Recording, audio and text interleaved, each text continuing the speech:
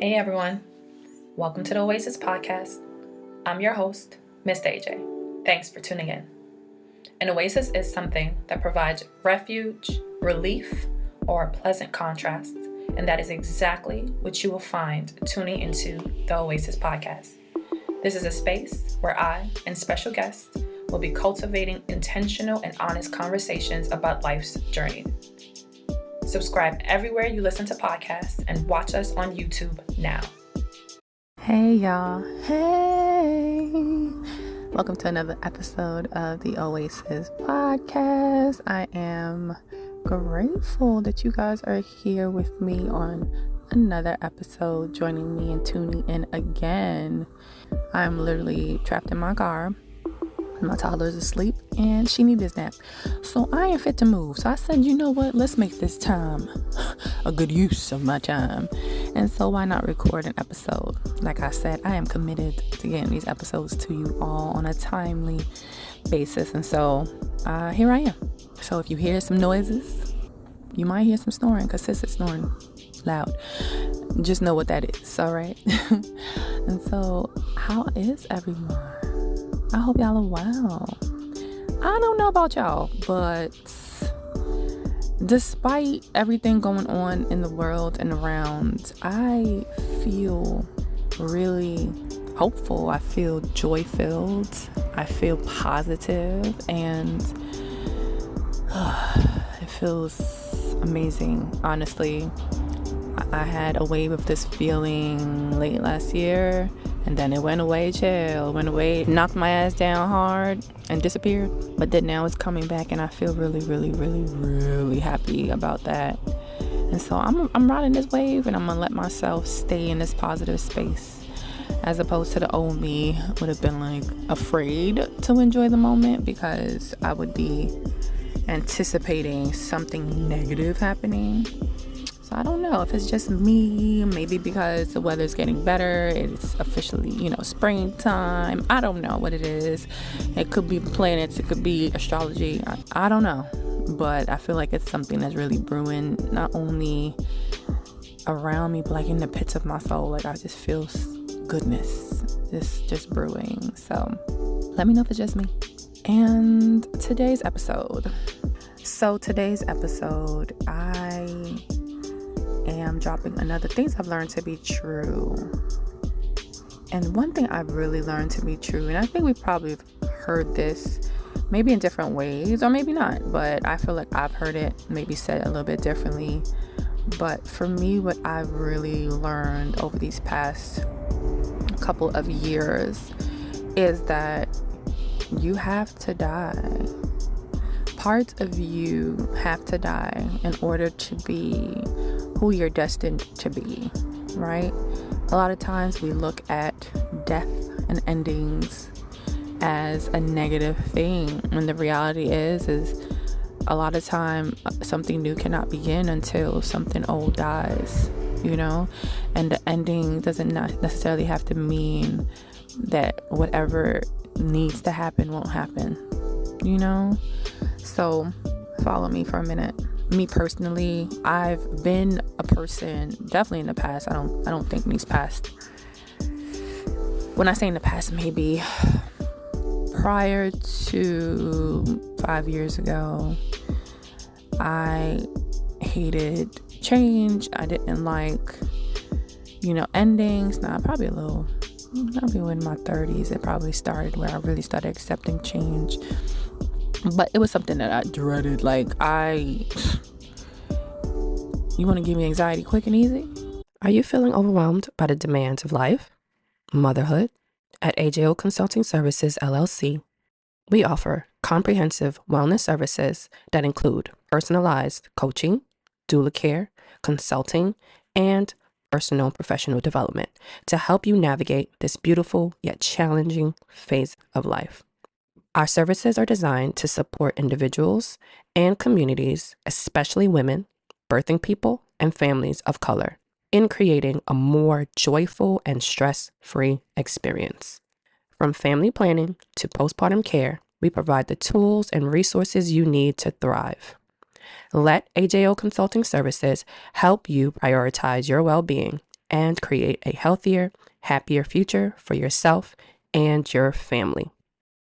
Talk about something changing. Yeah, I just didn't like it. I didn't like it. And it really took me doing, of course, internal work, shadow work, to really see and analyze, girl, let's really take a review on life and how things has happened, right? Instead of sitting there, sulking about what you've lost and being sad and, just sitting in the grief, depending on what it is, whether it was a loss of a relationship, a job, or a job opportunity, or whatever it could be, or just an idea of what you thought, right? Things could have been or should have been. The reality situation is when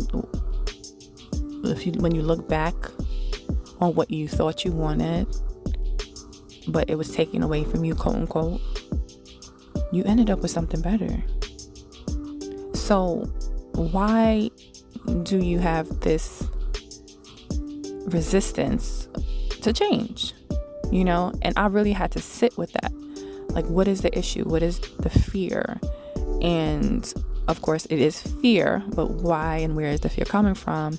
So doing that work and analyzing, and the fear, of course, comes from scarcity.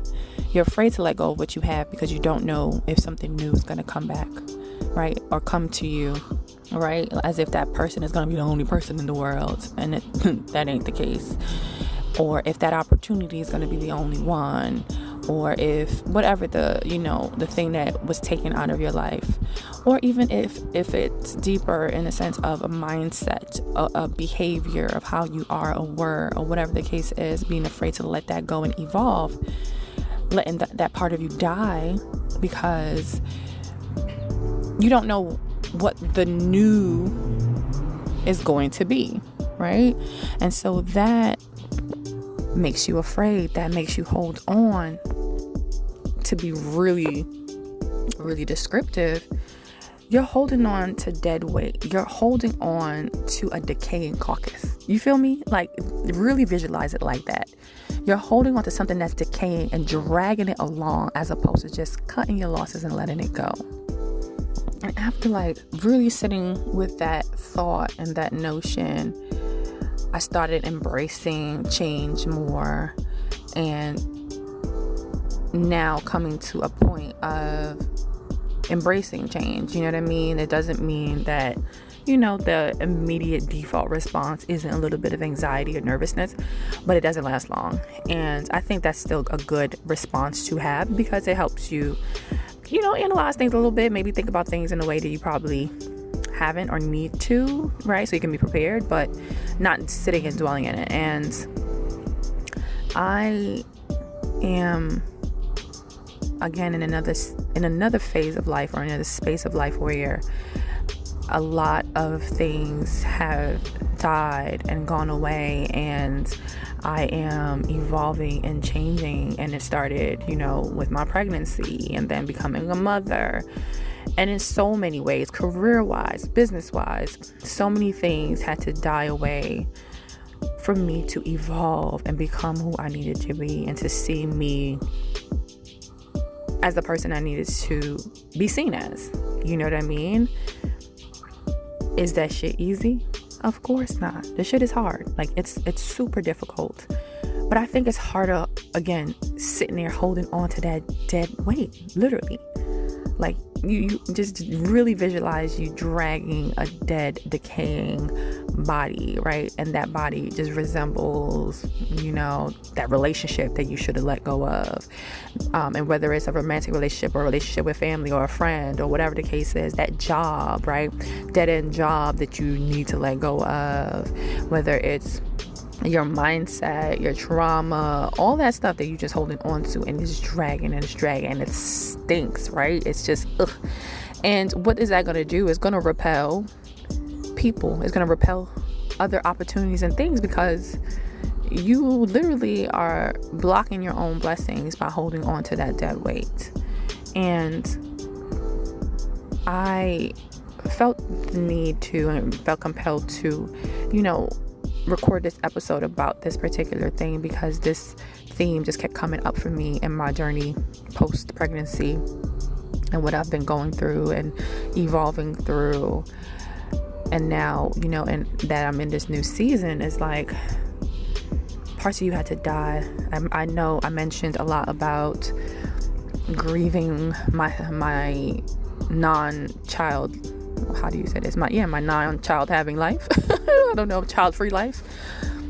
I grieved that hard and heavy, and it wasn't until I'm like, girl, your life ain't over. Shit just is gonna look different. Did I finally be like, oh, okay, I'm fine. I can move on. It wasn't until I really, instead of holding on to the idea of, oh, I don't want to be a single parent, and just really holding on to it, really, that was really what held me captive longer than I needed to be in trying to work out things that I really should have let go with my child's father.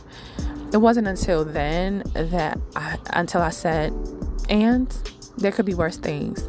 Your mental health, your well-being, and your child's well-being is more important than, being deemed a single mother. At the end of the day, so what?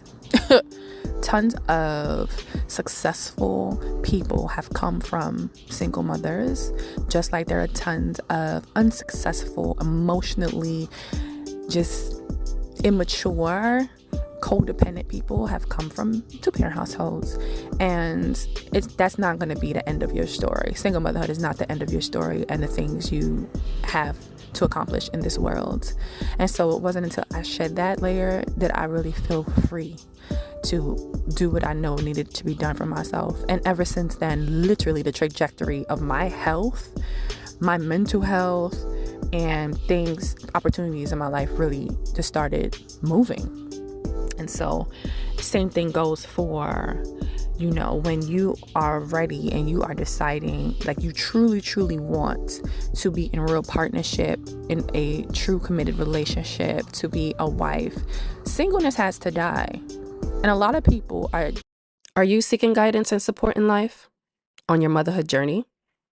AJO Consulting Services, LLC, offers tailored strategies to help you overcome challenges, build resilience, and achieve your goals. Empower yourself with personalized coaching. Dating, quote unquote dating, and claiming they want to be with somebody, but they still holding on to singleness. That ain't gonna work, because there's things, mindsets, behaviors that you can do in singleness that you cannot carry into partnership, that you cannot carry into even dating, right? Even before you find your partner, find your person. But when you're out there dating, you can't have a single mindset unless you're just out here having fun. But if you're looking for true partnership, you can't do that. And I think too many people really don't understand that piece, because you're not going to show up and attract what you need to attract if that part of you doesn't die. And same thing goes for motherhood, right? That individual life needs to die. One thing, baby, is you ain't gonna be alone again for a long time. That individual life ain't no more. You are coupled up. Okay? Whether you with that partner that you chose to have that child with or not, but you and that baby, that baby's gonna be on your hip. That is your extra appendage. That is your pocketbook. That is what that child is going to be. And so you got to let that go. You're not ever going to be the same. And I know there's this kind of language that's used of like, oh, getting back to who I was before motherhood. That girl gone. That girl dead. She dead. You understand? Like, and I think the sooner you embrace that, the sooner motherhood feels better. You know what I mean? Like, holding on to, oh man, I used to be able to do this and that, the life you had, or even the mindset that you had, the mentality that you had, just so many pieces of it.